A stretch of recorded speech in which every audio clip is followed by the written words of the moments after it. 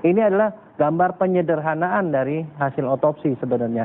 Jadi yang kita bikin kesepakatan adalah bahwa kalau memar kita beri warna biru, kalau luka lecet kita beri warna merah, dan kalau dia luka tajam, luka terbuka kita beri warna hitam.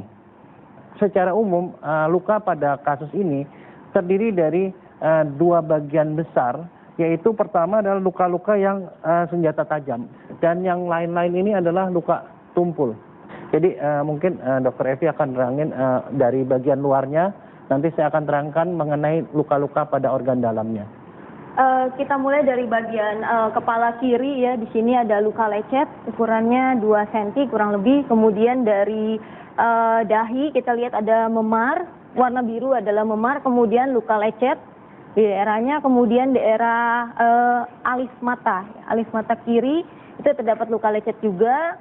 Sedangkan di sini tulang pipi kiri ini terdapat luka terbuka, tapi tepinya tidak rata, artinya karena kekerasan tumpul. Kalau kita turun lagi ke daerah perut, di sini banyak sekali lecet.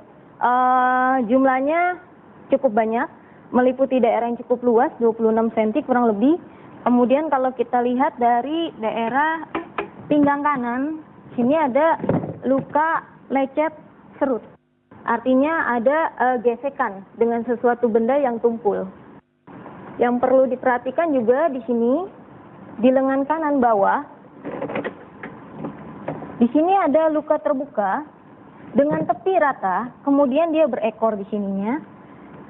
Ini memotong otot dan juga urat. Jadi ini sangat dalam dan terbuka lebar. Daerah sini juga luka karena kekerasan tajam. Kalau di sini, di lengan kiri, ini ada luka lecet geser. Artinya juga bergesekan dengan sesuatu benda yang tumpul, bisa juga lantai. Kemudian daerah sini adalah luka terbuka dengan tepi rata. Kalau kita bisa simpulkan di sini adalah luka tangkis, kalau kita dalam forensik. Kemudian di sini, daerah sini terdapat luka terbuka dengan tepi rata. Kalau dibilang ini adalah luka bunuh diri, biasanya luka bunuh diri adalah di sini. David itu diotopsi sehingga Dr. Jaya akan memberitahukan informasi bagian dalamnya seperti apa. Sebelum saya ke bagian dalam, kalau kita lihat pada kesimpulan visum ada 3 poin yang dia katakan.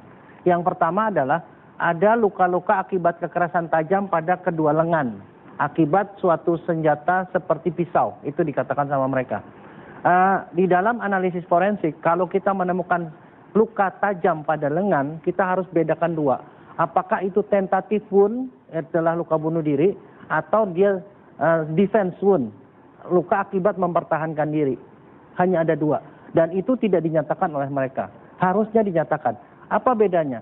Kalau dia luka bunuh diri, pasti adalah satu luka yang bentuknya luka sejajar pada nadi di sini. Dan itu adalah pada bagian yang berseberangan dengan tangan yang dominan. Jadi kalau si David itu adalah tangannya kanan, dominan, maka dia akan motong sini, maka adanya di sini lukanya. Ini tidak ada. Lukanya ada di sini, berkebalikan, jadi tidak mungkin. Dan ini posisinya adalah miring, sama sekali bukan mendatar. Yang kedua, kalau misalnya dia luka akibat defense, mempertahankan diri, ada 2. Pertama, dia melindungi muka seperti ini, maka dia akan kena di sini, dan di sini. Nah, ini sesuai di sini, kita lihat tadi di sebelah sini, ya, ada luka di sini. Di sini yang kita lihat mendatar ini, nih, di sini. Ini menunjukkan dia mempertahankan diri seperti ini, dan pada waktu dia diserang dengan pisau, dia tidak bisa melindungi lagi, dia akan tangkap pisaunya, sehingga dia akan membuat luka seperti ini. Ini adalah luka yang tidak mungkin luka bunuh diri. Itu adalah defense wound. Luka mempertahankan diri, menunjukkan bahwa dia diserang dan dia tuh mencoba melindungi dengan cara menangkap pisaunya. Itu poin pertama yang mereka tulis, yang mereka tidak jabarkan lebih lanjut apakah luka bunuh diri atau luka pertahanan. Yang kedua, mereka bilang simpul kedua adalah ada luka-luka lain pada daerah luar dan dalam yang menurut mereka sesuai dengan luka akibat jatuh. Nah, di situ sebenarnya ada beberapa hal yang ingin saya bantah karena tidak seluruhnya ternyata luka-luka itu adalah luka akibat jatuh. Ada beberapa hal sebagai berikut. Di daerah sini, di luar, mereka menggambarkan di sebelah kiri ada memar. Pada waktu diotopsi, Di sini memarnya itu meluas di depan sini. Jadi kemungkinan ada kekerasan tumpul di sini. Saya tidak tahu apa, mungkin dia dibekap atau mungkin dicekik atau tidak tahu. Di kepala itu ada perdarahan di otaknya. Jadi itu pasti ada benturan di kepala. Kemudian yang barangkali agak menarik adalah iga-iga. Ada yang patah. Iga-iga patah cukup banyak.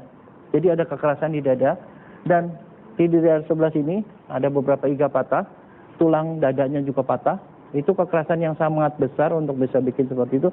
Tapi ada satu yang menarik.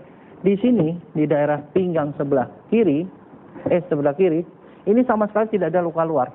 Tetapi pada waktu diotopsi di dalam, itu ditemukan adanya ginjal yang robek.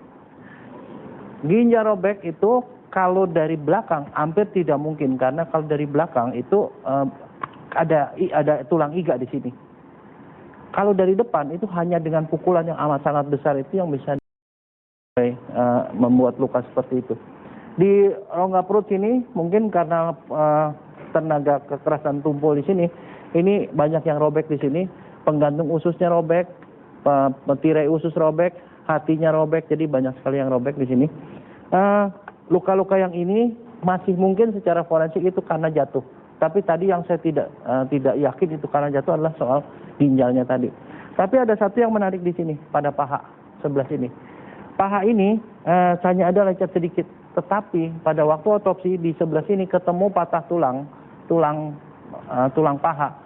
Di sebelah pangkal di sini patahnya itu patah spiral. Jadi seperti melintir. Itu hanya terjadi pada anak-anak, kalau anak-anak jatuh bisa seperti itu. Tapi kalau orang dewasa, tulang spiral seperti itu, yang terjadi adalah kalau dia main balet atau ski, dia terpelintir bisa seperti itu. Yang jelas David tidak melakukan itu. Jadi kemungkinan besar kalau dia patah seperti ini itu adalah karena dia pelintir kakinya seperti itu. Dan tenaganya harus kuat sekali. Jadi itu semua yang saya temukan itu sudah saya jabarkan dalam bentuk satu pernyataan tertulis.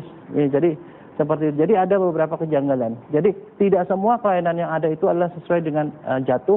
Ada beberapa itu menunjukkan bahwa memang ada satu perkelahian atau dia diserang oleh seseorang. Barangkali seperti itu. Iya. Jadi kalau boleh Anda tegaskan kembali, apa hal yang paling tidak mungkin terjadi pada seseorang yang bunuh diri dalam kasus otopsi ini? Luka-lukanya. Luka-lukanya ini sama sekali bukan luka bunuh diri.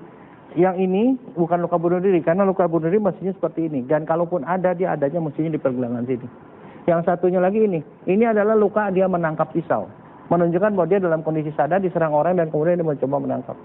Ini kalau menurut saya, analisis yang kita buat kalau dimintakan pada dokter forensik manapun di seluruh dunia, mereka pasti akan ngomong hal yang sama. Itu yang mereka karena lakukan. Anda ini kan diminta oleh pihak keluarga atau tanda kutip mewakili pemikiran keluarga, apakah tidak bisa dibilang bahwa Anda subjektif? Apakah kalau data itu diberikan kepada ahli forensik yang lain, hasilnya akan sama atau berbeda? Saya yakin sama. Itu sebabnya kita berani membuat statement, karena yang kita tafsirkan ini adalah berdasarkan ilmu forensik yang sifatnya universal. Jadi metode yang Anda pakai ini itu sebenarnya universal, dipakai oleh seluruh ahli forensik di dunia. Ya. Sehingga Anda yakin semua kesimpulan yang Anda bacakan atau Anda jelaskan tadi, itu merupakan kesimpulan yang juga akan dilakukan oleh rekan-rekan Anda dimanapun mereka berada. Iya. Nah, kalau boleh tahu dari pengalaman Anda, seberapa kuatnya penjelasan seorang ahli forensik untuk dipakai di persidangan? Kalau mengacu pada kekerasan terhadap tubuh dan nyawa manusia, pembuktian dari seorang ahli forensik itu adalah termasuk pembuktian yang nilainya amat sangat kuat. Mestinya kalau dihadirkan dengan cara dan metode yang tepat. Baik, menarik. Terima kasih nih banyak sekali Dr. Evi dan Dr. Jaya ya.